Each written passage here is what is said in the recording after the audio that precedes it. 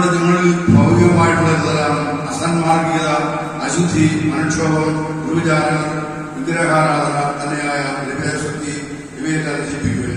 ഇവ നിമിത്തം ദൈവത്തിന്റെ ക്രോധം വന്നുചേർന്നു. നിങ്ങൾ ഒരിക്കൽ അവയ്ക്കനുസൃതമായി ജീവിക്കുകയും പ്രവർത്തിക്കുകയും ചെയ്യുന്നു. ഇപ്പോൾ അവയെല്ലാം ദൂരെ എറിയും. അമർഷം, ക്രോധം, കൃത്യത, ഏതൂഷണം, അശുദ്ധഭാഷണം തുടങ്ങിയവ വർദ്ധിക്കുവിൻ. പരസ്പരം കള്ളം പറയരുത്. പഴയ മനുഷ്യനെ അവന്റെ ജീവിതത്തിലൂടെ നിഷ്കാസനം ചെയ്യും. സമ്പൂർണ്ണ ജ്ഞാനം കൊണ്ട് സൃഷ്ടാവിന്റെ പ്രതിച്ഛായക്കനുസൃതമായി നവീകരിക്കപ്പെടുന്ന പുതിയ മനുഷ്യനെ ധരിക്കുവിൻ. ഇവിടെ ഗ്രീക്കുകാരനെന്നോ യഹൂദനെന്നോ പരിച്ഛേദനെന്നോ അവിച്ഛേദനെന്നോ ആവശ്യപ്പെടുന്നെന്നോ സ്ത്രീയെന്നോ അടിമയെന്നോ സ്വതന്ത്രനെന്നോ വ്യത്യാസമില്ല. പിന്നെയോ ക്രിസ്തു എല്ലാമാണ്, എല്ലാവരുമാണ്. അതിനാൽ ദൈവത്തിന്റെ തിരഞ്ഞെടുപ്പുള്ളവരും വാത്സല്യപാലനവും പരിശുദ്ധരുമെന്ന നിലയിൽ നിങ്ങൾ കാരുണ്യം, ദയ, വിനയം, സൗമ്യത, ക്ഷമ എന്നിവ ധരിക്കുവിൻ. ഒരാൾക്ക് മറ്റൊരാൾ കുഴപ്പമുണ്ടായാൽ പരസ്പരം ക്ഷമിച്ച് സഹിഷ്ണുതയോടെ വർദ്ധിക്കുവിൻ. കർത്താവ് നിങ്ങളോട് ക്ഷമിച്ചതുപോലെ തന്നെ നിങ്ങളും ക്ഷമിക്കണം. സർവോപരി എല്ലാറ്റിനെയും കൂട്ടിയിണക്കി പരിപൂർണമായ ബന്ധിക്കുന്ന സ്നേഹം പരിശീലിക്കുവിൻ.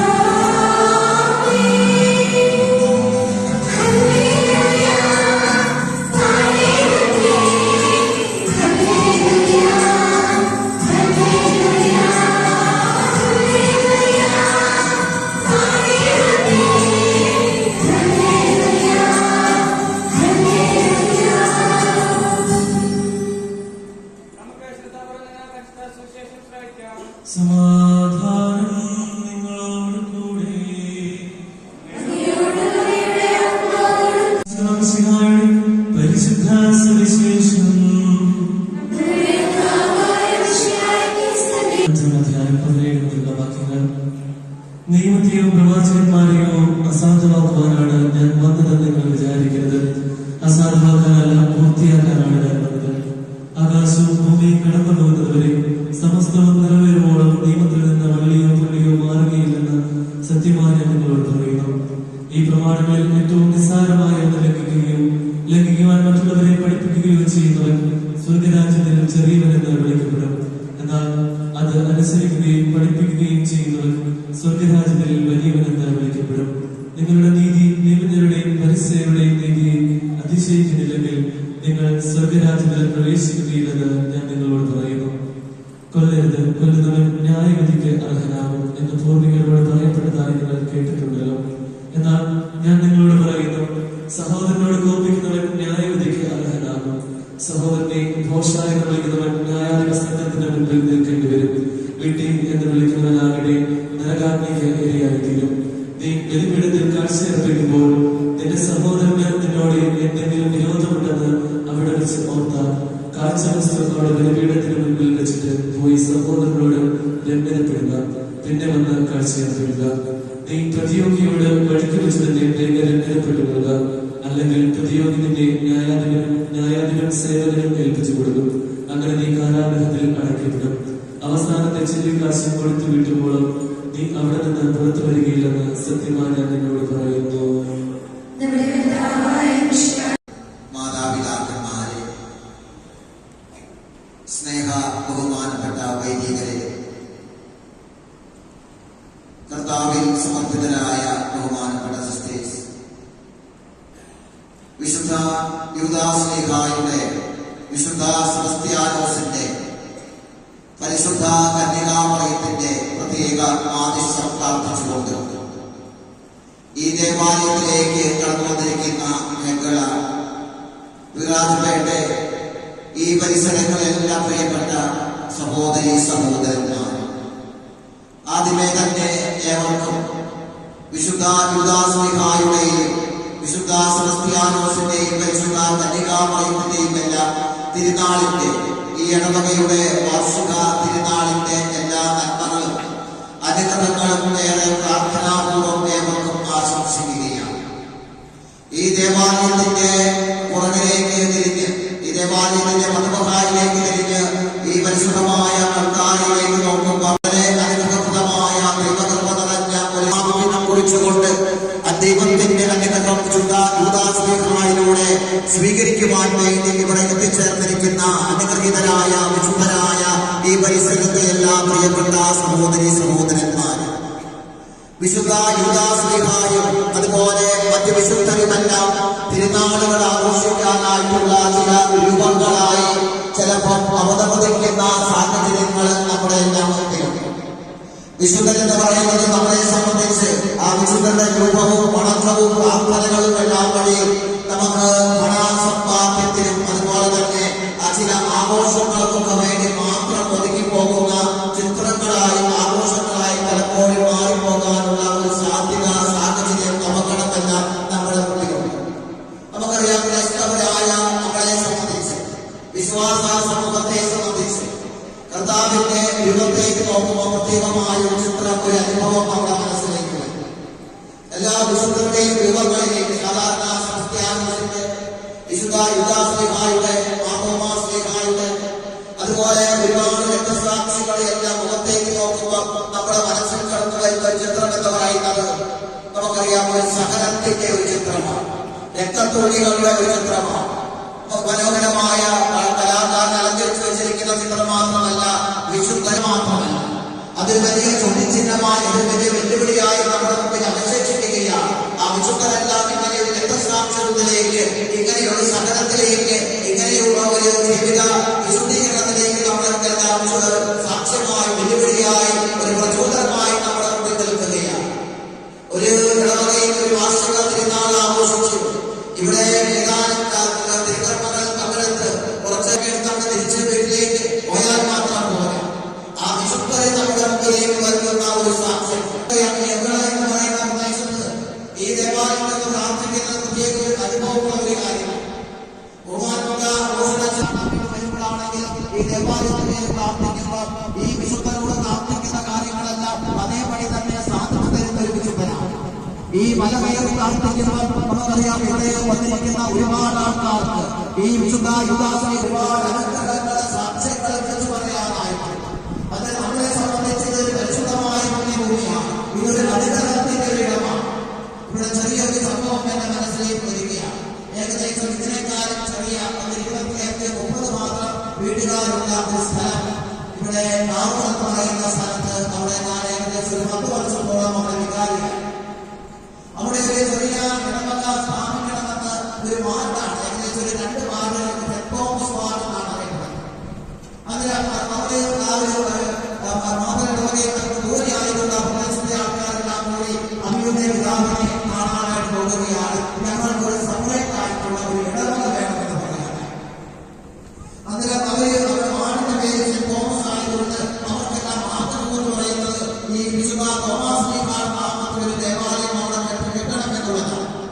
അങ്ങനെ അഭിമന്യ പിതാവ് ഇവരുടെ അപേക്ഷകളും കാര്യങ്ങളെല്ലാം കേട്ട് മനസ്സിലാക്കി കഴിഞ്ഞപ്പോൾ അവിടെ ഒരു ദേവാലയം സാക്ഷ്യം ചെയ്ത് കൊടുക്കുന്നത് അനുയോജ്യമായ ഒരു കാര്യമാണെന്ന് പറഞ്ഞ് അവരുടെ അപേക്ഷ അധികാരത്തിനെ വിളിച്ച് അന്വേഷിച്ച് അങ്ങനെ അവരൊരു ദേവാലയം നിർമ്മിക്കാനായിട്ടുള്ള തീരുമാനമെടുക്കുകയാണ്. അവർക്കൊരു ഇടവകയായി തന്നെ അനുവദിക്കുകയാണ്. അതിൽ അവർ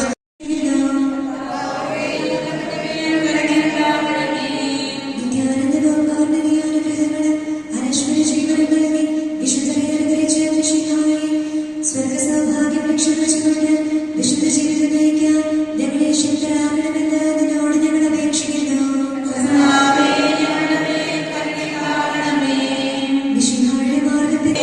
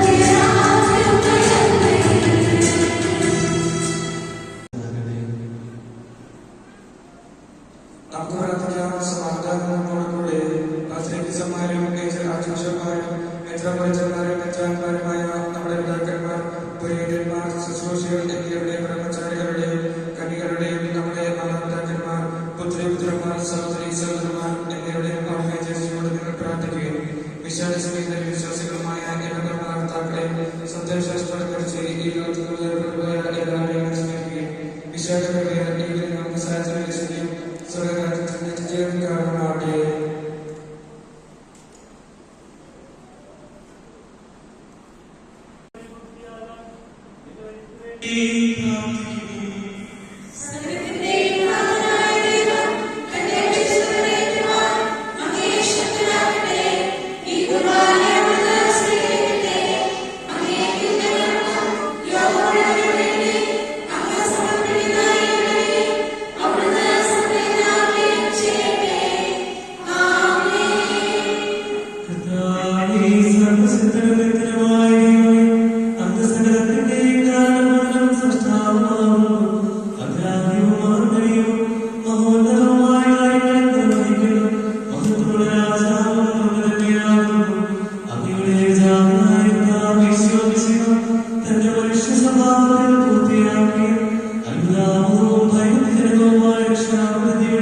പൊതുജീവൻ